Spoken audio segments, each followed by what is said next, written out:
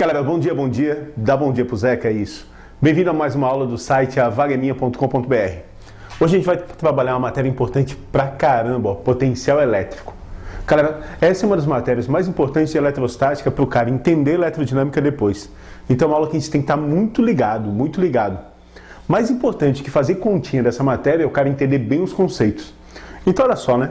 Antes de a gente falar de potencial elétrico, vamos relembrar algumas coisas que são importantes nesse conteúdo. Beleza? Primeiro uma coisa, ó, que vai estar relacionado lá com a mecânica. Isso, leis de Newton. Sempre que a gente tinha um problema de mecânica, tinha duas maneiras de resolver esse problema. Lembra? A gente poderia utilizar forças ou a gente poderia utilizar energia para resolver o problema. E em algumas vezes usar energia era muito mais simples. Por exemplo, aqui, ó. O cara tem uma rampa, beleza? Aqui o cara tem uma bolinha, que é solto do alto da rampa,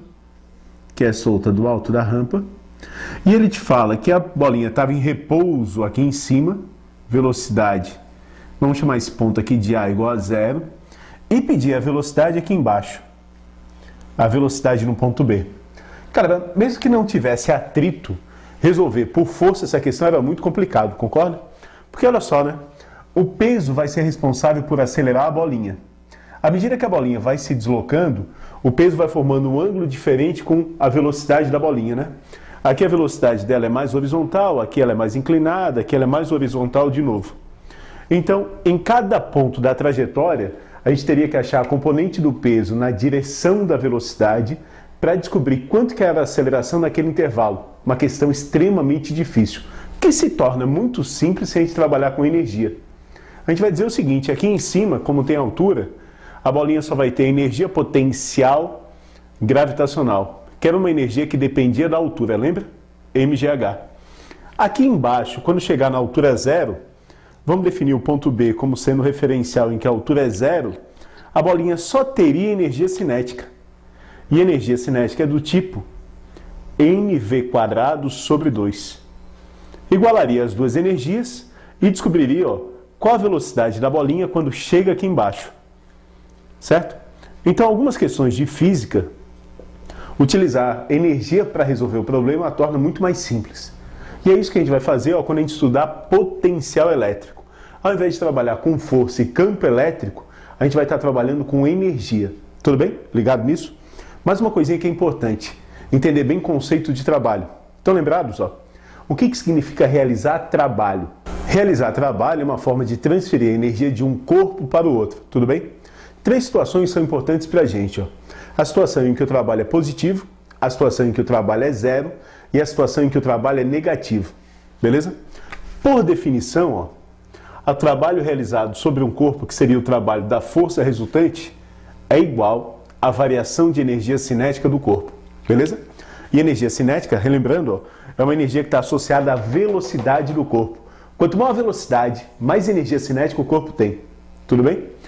Quando que o trabalho é positivo? O trabalho é positivo, ó, quando ele aumentar a energia cinética do corpo, quando ele aumentar a velocidade do corpo. É 0 quando ele não mexer na velocidade do corpo. E é negativo quando ele diminuir a velocidade do corpo. Galera, vamos supor aqui que eu tenho uma caixinha numa superfície horizontal. Essa caixinha se movimenta para a direita. E vamos analisar aqui, ó, 3 forças que atuam sobre a caixa. Olha só, né? Essa força F1, ela tem o mesmo sentido do movimento, ela ajuda o movimento do corpo.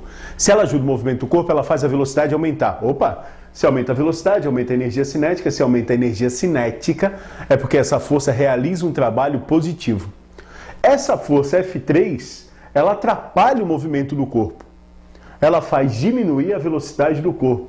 Então ela diminui a energia cinética. Galera, se ela diminui a energia cinética, ela realiza um trabalho negativo. Essa F2 aqui, ela não ajuda, mas também não atrapalha. Ela não faz nem a velocidade do corpo aumentar nem diminuir. Então esse F2 não realiza trabalho. Essas 3 situações são sempre importantes, né? Quando a força ajuda o movimento, o trabalho é positivo. Quando ela não ajuda nem atrapalha, que ela forma um ângulo de 90 graus com a direção da velocidade, o trabalho é 0. E quando ela atrapalha, o trabalho é negativo. Certo? Nessa aula que a gente vai ver de potencial elétrico, ó, os conceitos de energia e trabalho são importantes. Ok? Vamos começar então. Galera, vamos analisar uma situação. Eu tenho aqui uma carga positiva que eu vou estudar e uma carguinha, ó, que eu vou utilizar para testar. A nossa antiga carga de teste. Tem umas coisas que a gente já sabe, né? A gente sabe que essa carga aqui, ó, ela cria nessa região um negócio chamado de campo elétrico. Lembra? E colocando a carguinha nesse campo, a carguinha de teste nesse campo, aparece sobre a carguinha uma força. Se o campo for grande, a força é grande. Se o campo for pequeno, a força é pequena. Mas já falei, né? Geralmente tem duas maneiras de resolver um probleminha de física. Ou utilizando força, ou utilizando energia. A nossa análise agora vai ser em função das energias que aparecem aqui. Então, olha só, vamos dar uma pensada. Eu tenho aqui a minha carga geradora, a carga de teste, e essa carga de teste aqui está numa posição 1. A gente sabe o seguinte, né? Se a gente botar essa carguinha de teste na posição 1 e soltar a carguinha de teste, ó, se movimenta para a posição 2, posição 3, posição 4, ela vai embora. E vai sempre acelerando, não é? Porque a força vai ajudando o movimento, beleza? Então ela vai se afastando e a velocidade dela sempre aumentando. Tudo bem. A gente sabe também o seguinte, né? Se essa carga aqui estava parada e começou a se movimentar, nesse percurso aqui em que ela ganhou velocidade, ó, ela ganhou uma energia chamada de energia cinética. Lembra? Energia cinética é uma energia que depende da velocidade. Equivalente a um corpo caindo na Terra, né? Se eu tenho aqui a Terra, beleza? E eu tenho um corpo aqui que é solto de uma determinada altura, à medida que ele cai, ele ganha velocidade. E se ele ganha velocidade, ele ganha uma energia chamada de energia cinética. Tudo bem? Certo? Galera, a gente sabe também o seguinte, né? Energia é uma coisa que nunca se perde, nunca se cria. Lembra disso? Ou ela se transforma, ou ela passa de um corpo para o outro. Então a gente tem que explicar o seguinte: da onde que veio essa energia cinética? Como que essa carguinha aqui, ó, ela conseguiu ganhar energia cinética? Essa energia cinética teve que vir de algum lugar. Como aqui também, né? A gente tem que explicar por que um corpo, quando cai, ele ganha energia cinética. Essa energia cinética teve que vir de algum lugar. Aqui você já sabe, né? A gente fala que o corpo, quando estava aqui em cima, ele tinha uma certa altura em relação à superfície da Terra, beleza? E ele tinha uma energia aqui, ó, chamada de energia potencial gravitacional, que era M vezes G vezes H, beleza? Que era uma energia, na verdade, ó, relacionada com a força com que a Terra puxava essa caixinha aqui, ou essa bolinha, tudo bem? Que é a força da gravidade. Galera, de uma forma equivalente, ó, foi criado uma energia chamada de energia potencial elétrica. Enquanto essa daqui estava relacionada à força da gravidade, essa daqui estava relacionada à força elétrica. Então os caras falaram assim como existe uma energia potencial gravitacional, existe também uma energia potencial elétrica. Olha só, né? Tudo isso para garantir que a energia se conserve. Tudo bem? Então eles falaram que existe uma energia potencial elétrica. E à medida que a carga se movimenta do ponto 1 para o ponto 2, essa energia potencial elétrica vai diminuindo. E diminuindo a energia potencial elétrica, a gente ganha velocidade, porque a gente ganha energia cinética. Tudo bem até aí? Beleza? Quer dizer o seguinte, né? A carguinha, quando está no ponto 1, tem uma energia potencial elétrica. Quando está no ponto 2, também tem uma energia potencial elétrica. Só que a energia potencial elétrica no ponto 1 é maior do que no ponto 2. Então a carga perde energia potencial elétrica e ganha com isso energia cinética. Beleza? Certo? O menos aqui, porque a energia potencial elétrica diminuiu e a energia cinética aumentou.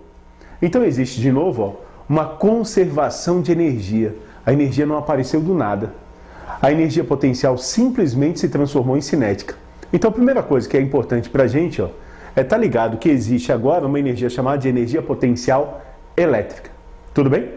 Uma carga dentro de um campo elétrico, criado por outra, vai ter uma certa quantidade de energia, chamada de energia potencial elétrica.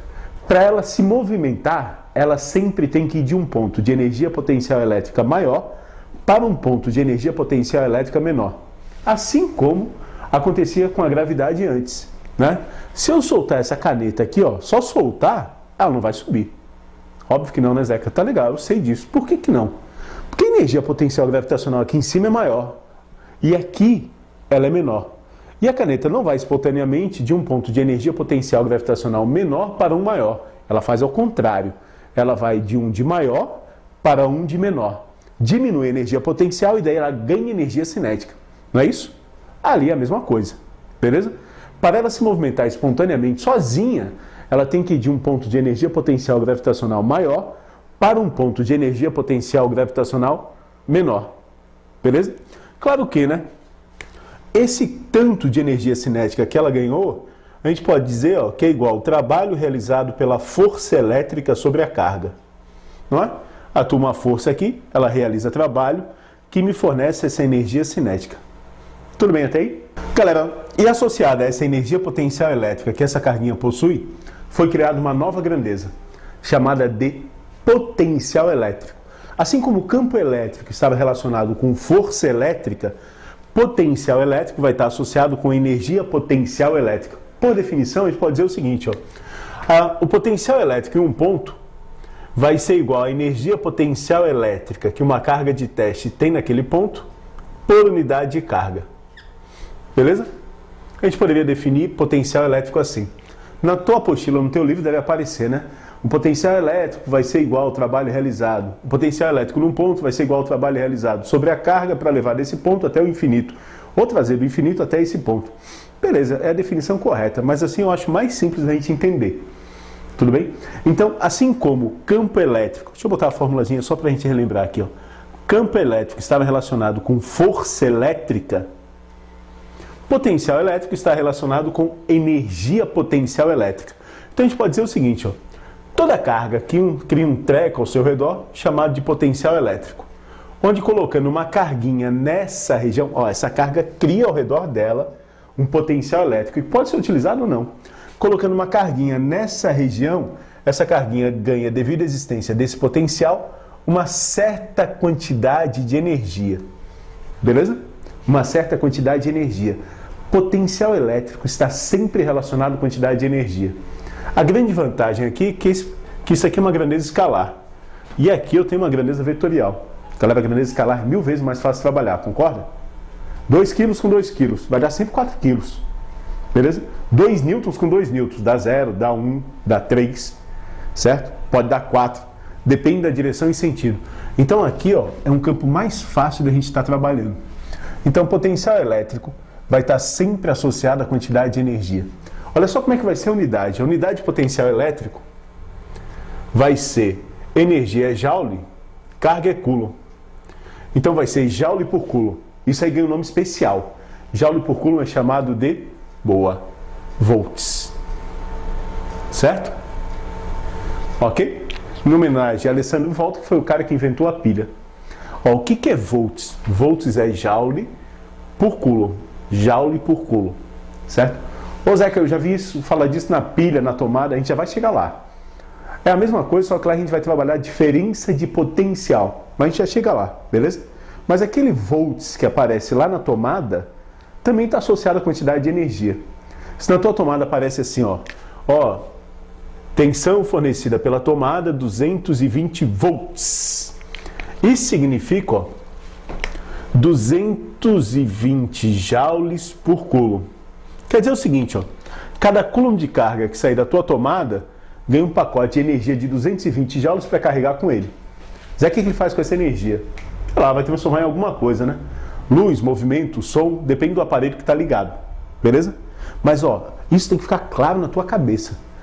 Potencial elétrico está sempre associado a uma quantidade de energia. Zé, que eu já entendi, tudo bem. Beleza?